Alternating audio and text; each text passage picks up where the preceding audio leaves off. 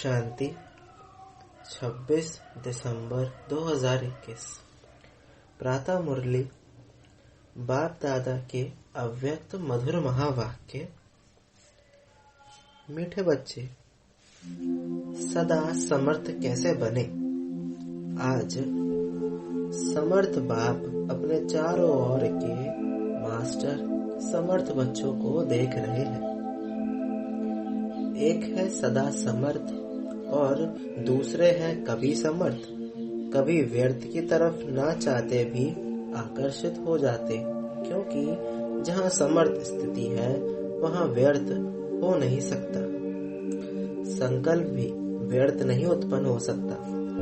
बाप दादा देख रहे थे कि कई बच्चों की अब तक भी बाप के आगे फरियाद है कि कभी कभी व्यर्थ संकल्प याद को फरियाद में बदल देते हैं। चाहते नहीं है लेकिन आ जाते हैं। विकल्पों की स्टेज को तो मेजोरिटी ने मेजोरिटी समय तक समाप्त कर लिया है, लेकिन व्यर्थ देखना, व्यर्थ सुनना और सोचना, व्यर्थ समय गवाना, इसमें फुल पास नहीं है। क्योंकि अमृत वेले से सारे दिन की दिनचर्या में अपने मन और बुद्धि को समर्थ स्थिति में स्थित करने का प्रोग्राम सेट नहीं करते, इसलिए अपसेट हो जाते हैं।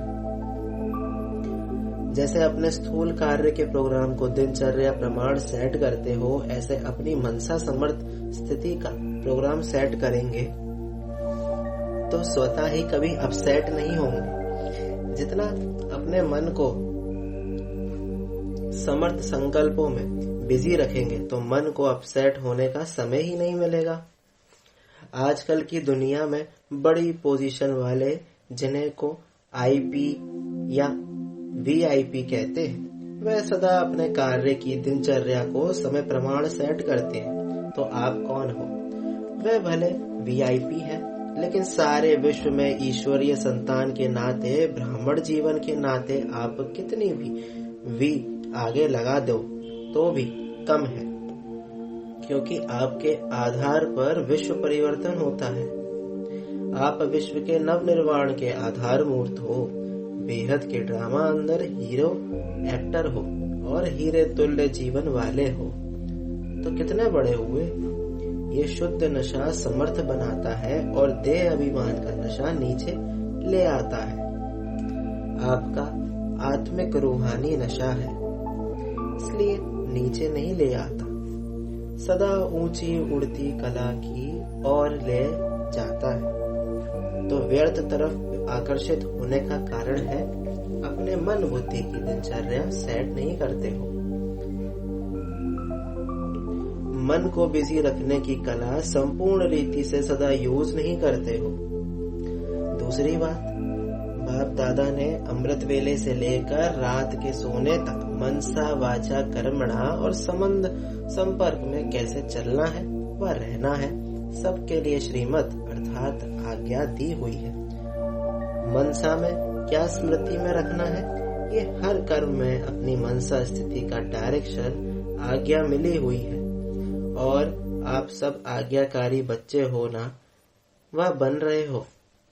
आज्ञाकारी अर्थात बाप के संबंध से बाप के फुट स्टेप लेने वाले, अर्थात कदम के ऊपर कदम रखने वाले। और दूसरा नाता है सजनियों का। तो सजनी भी क्या करती हैं, उनको क्या शिक्षा मिलती है? साजन के कदम ऊपर कदम चलो। तो आज्ञाकारी अर्थात बाप दादा के आज्ञा रूपी कदम पर कदम रखना, यह सहज है, वह मुश्किल है। कहाँ कदम रखें, ठीक है वह नहीं, ये सोचने की भी जरूरत नहीं है, सहज। लेकिन सारे दिन में चलते चलते कोई ना कोई आज्ञाओं का उल्लंघन हो जाता है। बातें छोटी छोटी होती हैं, लेकिन अवज्ञा होने से थोड़ा थोड़ा बोझ इकट्ठा हो जाता है।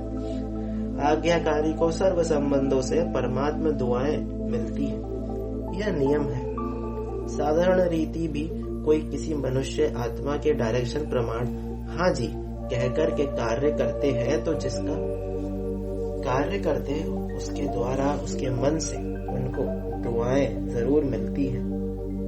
ये तो परमात्मा दुआएं हैं। परमात्मा दुआओं के कारण आज्ञाकारी आत्मा सदा डबल लाइट उड़ती कला वाली होती है। साथ साथ आज्ञाकारी आत्मा को आज्ञा पालन करने के रिटर्न में बाप द्वारा विल पावर विशेष वरदान के रूप में वर्षे के रूप में मिलती है। बाप सब पावर्स विल में बच्चे को देते हैं, इसलिए सर्व पावर सहज प्राप्त हो जाती है। तो ऐसे विल पावर प्राप्त करने वाली आज्ञाकारी आत्मा वर्षा, वरदान और दुआएं ये सब प्राप्तियां कर लेती है, जिस कारण सदा खुशी में नाचते वाह वाह के गीत गाते उड़ते रहते, क्योंकि उनका हर कर्म उनको प्रत्यक्ष फल प्राप्त कराता है। कर्म है बीज, जब बीज शक्तिशाली है तो फल भी ऐसा मिलेगा ना। तो हर कर्म का प्रत्यक्ष फल बिना मेहनत के स्वतः ही प्राप्त होता है। जैसे फल की शक्ति से शरीर शक्तिशाली रहता है, ऐसे कर्म के प्रत्यक्ष फल की प्राप्ति कारण आत्मा सदा समर्थ रहती है। तो सदा समर्थ रहने का दूसरा आधार है सदा और स्वतः आज्ञाकारी बनना। ऐसी समर्थ आत्मा सदा सहज उड़ते हुए अपनी संपूर्ण मंजिल बाप के समीप स्थिति को प्राप्त करती है। तो व्यर्थ तरफ आकर्षित होने का कारण है अवज्ञा। बड़ी बड़ी अवज्ञाएं नहीं करते हो, छोटी छोटी हो जाती है। जैसे मुख्य पहली आज्ञा है पवित्र बनो, काम जीत बनो। इस आज्ञा को पालन करने में मेजॉरिटी पास हो जाते हैं। भोली भोली माताएं भी इसमें पास हो जाती हैं, जो बात दुनिया असंभव समझती उसमें पास हो जाती। लेकिन उनका दूसरा भाई क्रोध, उसमें कभी कभी आधा फेल हो जाते हैं। फिर होशियार भी बहुत है। कई बच्चे कहते हैं क्रोध नहीं किया, लेकिन थोड़ा रौब तो दिखाना ही पड़ता है। क्रोध नहीं आता, थोड़ा रौब रखता हूँ। जब असंभव को संभव कर लिया, ये तो उसका छोटा भाई है, तो इसको आज्ञा कहेंगे, वह अवज्ञा। इससे भी छोटी अवज्ञा अमृत वेले का नियम आधा पालन करते हो, उठ करके बैठ तो जाते हो, लेकिन जैसे बाप की आज्ञा है उस विधि से सिद्धि को प्राप्त करते हो। शक्तिशाली स्थिति होती है। स्वीट साइलेंस के साथ साथ निद्रा की साइलेंस भी मिक्स हो जाती है। बाप दादा अगर हर एक को अपने सप्ताह की टीवी दिखाएं तो बहुत मजा देखने में आएगा। तो आदि आज्ञा मानते हो, नेमीनाथ बनते हो, लेकिन सिद्ध स्वरूप नहीं बनते हो। इसको क्या कहेंगे? ऐसी छोटी छोटी आज्ञाएं हैं, जैसे आज्ञा है किसी भी आत्मा को ना दुख दो ना दुख लो। इसमें भी दुख देते नहीं हो, लेकिन लेते हो ना। व्यर्थ संकल्प चलने के कारण ही यह है व्यर्थ दुख लिया। सुन लिया तो दुखी हुए। सुनी हुई बात ना चाहते भी मन में चलती है, ये क्यों कहा, ये ठीक नहीं कहा, ये नहीं होना चाहिए। व्यर्थ सुनने देखने की आदत मन को 63 जन्मों से है, इसलिए अभी भी उस तरफ आकर्षित हो जाते हो। छोटी छोटी अवज्ञाएं मन को भारी बना देती है, और भारी होने के कारण ऊंची स्थिति की तरफ उड़ नहीं सकते। ये बहुत गूढ़ गति है। जैसे पिछले जन्मों के पाप कर्म बोझ के कारण आत्मा को उड़ने नहीं देते, ऐसे इस जन्म की छोटी छोटी अवज्ञाओं का बोझ जैसी स्थिति चाहते हो वैसी अनुभव करने नहीं देता। ब्राह्मणों की चाल बहुत अच्छी है। बाप दादा पूछते हैं कैसे हो, तो सभी कहेंगे बहुत अच्छे हैं, ठीक है। फिर जब पूछते हैं कि जैसी स्थिति होनी चाहिए वैसी है, तो चुप हो जाते हैं। इस कारण ये अवज्ञाओं का बोझ सदा समर्थ बनने नहीं देता। तो आज नहीं, यही स्लोगन याद रखना, ना व्यर्थ सोचो, ना देखो, ना व्यर्थ सुनो, ना व्यर्थ बोलो, ना व्यर्थ कर्म में समय गवाओ। आप बुराई से तो पार हो गए, अब ऐसे आज्ञाकारी चरित्र का चित्र बनाओ। इसको कहते हैं सदा समर्थ आत्मा। अच्छा, सभी टीचर्स आर्टिस्ट हो, चित्र बनाना आता है, अपना श्रेष्ठ चरित्र का चित्र बनाना आता है ना। तो बड़े से बड़े चित्रकार वही है जो हर कदम में चरित्र का चित्र बनाते रहते हैं। इसी चित्र का चित्र बनाने कारण ही आपके जड़ चित्र आधा कल्प चलते हैं तो टीचर्स अर्थात बड़े से बड़े चित्रकार अपना भी चित्र बनाते और अन्य आत्माओं को भी चित्रकार बना देते हैं। औरों के भी श्रेष्ठ चरित्र बनाने के निमित्त टीचर्स हो। इसी में ही बिजी रहते हो ना, फुल बिजी रहो। एक सेकंड भी मन बुद्धि को फुर्सत में रखा तो व्यर्थ संकल्प अपनी तरफ आकर्षित कर लेंगे। सुनाया ना कि सेवा का प्रत्यक्ष फल सदा प्राप्त हो, यही निशानी है सदा आज्ञाकारी आत्मा की। कभी सेवा का फल प्रत्यक्ष मिलता और कभी नहीं मिलता, इसका कारण कोई ना कोई अवज्ञा होती है। टीचर्स अर्थात अमृत वेले से लेकर रात तक हर आज्ञा के कदम पर कदम रखने वाली ऐसी टीचर्स हो, वह कभी कभी अलबेलापन आ जाता है। अलबेला नहीं बनना, जिम्मेवारी के ताजधारी हो। कभी ताज भारी लगता है तो उतार देते हैं। आप उतारने वाले तो नहीं होना, सदा आज्ञाकारी माना, सदा जिम्मेवारी के ताजधारी। टीचर्स तो सब है, लेकिन इसका कहते हैं योग्य टीचर, योगी टीचर। टीचर्स कभी कंप्लेन नहीं कर सकती, औरों को कंप्लीट करने वाली हो, कंप्लेन करने वाली नहीं। कभी ऐसे पत्र तो नहीं लिखती होना क्या करें, हो गया, होना तो नहीं चाहिए, वह तो समाप्त हो गया ना। सुनाया था पत्र लिखो जरूर, मधुबन में पत्र जरूर भेजो, परंतु मैं सदा ओके हूँ। बस ये 2 लाइन लिखो, पढ़ने वालों को भी टाइम नहीं। फिर कंप्लेन करते कि पत्र का उत्तर नहीं आया। वास्तव में आप सबके पत्रों का उत्तर बाप दादा रोज की मुरली में देता ही है। आप लिखेंगे ओके और बाप दादा ओके के रिटर्न में कहते याद, प्यार और नमस्ते। तो ये रिस्पॉन्ड हुआ ना। समय को भी बचाना है ना, सेवा समाचार भी शॉर्ट में लिखो तो समय की भी इकोनॉमी, कागज की भी इकोनॉमी, पोस्ट की भी इकोनॉमी हो सकती है ना। पत्र 3 पेज में भी लिखा जा सकता है। कोई को विस्तार से लिखने का डायरेक्शन मिलता है तो भले लिखो, लेकिन 2 लाइन में भी अपनी गलती की क्षमा ले सकते हो, छिपाओ नहीं। लेकिन शॉर्ट में लिखो। कितने पत्र लिखते हैं जिनका कोई सार नहीं होता। बाप को कहो मेरा यह काम कर लो, मेरे को ठीक कर दो, मेरा धंधा ठीक कर दो, मेरी पत्नी को ठीक कर दो। ऐसे पत्र एक बार नहीं 10 बार भेजते हैं। तो अब इकोनॉमी के अवतार बनो और बनाओ। अच्छा, सभी को यह मेला अच्छा लगता है ना। दुनिया वाले कहते 2 दिन का मेला और आपका 4 दिन का मेला है। सभी को पसंद है ना ये मेला। अच्छा, चारों ओर के सदा समर्थ आत्माओं को, सदा हर कदम में आज्ञाकारी रहने वाले आज्ञाकारी बच्चों को, सदा व्यर्थ को समर्थ में परिवर्तन करने वाले विश्व परिवर्तक आत्माओं को, सदा अपने चरित्र के चित्रकार बच्चों को समर्थ बाप दादा का याद, प्यार और नमस्ते।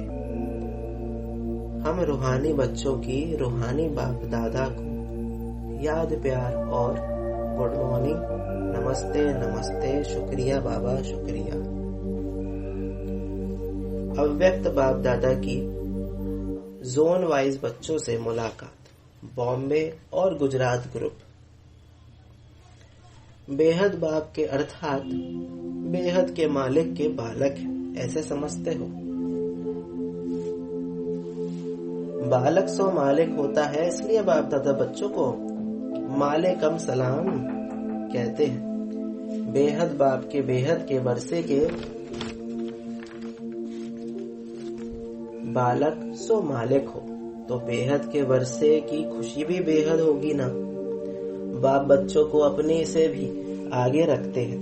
विश्व के राज्य का अधिकारी बच्चों को बनाते हैं, खुद तो नहीं बनते। तो वर्तमान और भविष्य दोनों अधिकार मिले और दोनों ही बेहद है। सतयुग में भी हदें तो नहीं होंगी ना भाषा की, ना रंग की, ना देश की। यहाँ तो देखो कितनी हदें हैं। बेहद के आकाश को भी हदों में बांट दिया है। वहाँ कोई हद नहीं होती तो बेहद का राज्य भाग हो गया। लेकिन बेहद का राज्य भाग्य प्राप्त करने वालों को पहले इस समय अपनी देह के हद से परे जाना पड़ेगा। अगर देह भान के हद से निकले तो और सभी हद से निकल जाएंगे। इसलिए बाप दादा कहते हैं, पहले देह सहित देह के सब संबंधों से न्यारे बनो। पहले देह फिर देह के संबंधी। तो इस देह के भान की हद से निकले हो, क्योंकि देह की हद कभी भी ऊपर नहीं ले जाएगी। देह मिट्टी है, मिट्टी सदा भारी होती है। कोई भी चीज मिट्टी की होगी तो भारी होगी ना। ये देह तो पुरानी मिट्टी है, इसमें फंसने से क्या मिलेगा? कुछ भी नहीं। तो सदा ये नशा रखो कि बेहद बाप और बेहद वर्षे का बालक सो मालिक हूँ। जब बालक बनना है उस समय बालक नहीं बनो, और जब मालिक बनना है उस समय बालक नहीं बनो। जब कोई राय देनी है, प्लान सोचना है, कुछ कार्य करना है तो मालिक होकर करो। लेकिन जब मेजॉरिटी द्वारा या निमित्त बनी आत्माओं द्वारा कोई भी बात फाइनल हो जाती है तो उस समय बालक बन जाओ। उस समय मालिक नहीं बनो। मेरा ही विचार ठीक है, मेरा ही प्लान ठीक है, नहीं। उस समय मालिक नहीं बनो। किस समय राय बहादुर बनना है और किस समय राय मानने वाला बनना है। जिसको ये तरीका आ जाता है वह कभी नीचे ऊपर नहीं होता। वह पुरुषार्थ और सेवा में सफल रहता है। अपने को मोल्ड कर सकता है, अपने को झुका सकता है। झुकने वाले को सदैव ही सेवा का फल मिलता है और अपने अभिमान में रहने वाले को सेवा का फल नहीं मिलता है। तो सफलता की विधि है बालक सो मालिक, समय पर बालक बनना, समय पर मालिक बनना। ये विधि आती है। अगर छोटी सी बात को बालक के समय मालिक बनकर सिद्ध करेंगे तो मेहनत ज्यादा और फल कम मिलेगा। और जो विधि को जानते हैं समय प्रमाण, उसको मेहनत कम और फल ज्यादा मिलता है। वह सदा मुस्कुराता रहेगा, स्वयं भी खुश रहेगा और दूसरों को देखकर भी खुश होगा। सिर्फ मैं बड़ा खुश रहता हूँ ये नहीं, लेकिन खुश करना भी है, खुश रहना भी है, तब राजा बनेंगे। अपने को मोल्ड करेंगे तो गोल्डन एज का अधिकार जरूर मिलेगा। अच्छा, वरदान, स्थूल और सूक्ष्म दोनों रीति से स्वयं को बिजी रखने वाले माया जीत विजयी भव। स्वयं को सेवाधारी समझ अपनी रुचि उमंग से सेवा में बिजी रहो तो माया को चांस नहीं मिलेगा।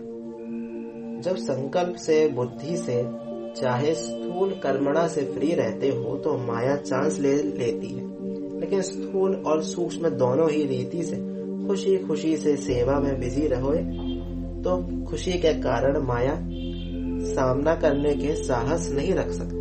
इसलिए स्वयं ही टीचर बन बुद्धि को बिजी रखने का डेली प्रोग्राम बनाओ तो माया जीत विजयी बन जाएंगे। स्लोगन, निश्चय और फलक से कहो बाबा मेरे साथ है तो माया समीप आ नहीं सकती। ओम शांति।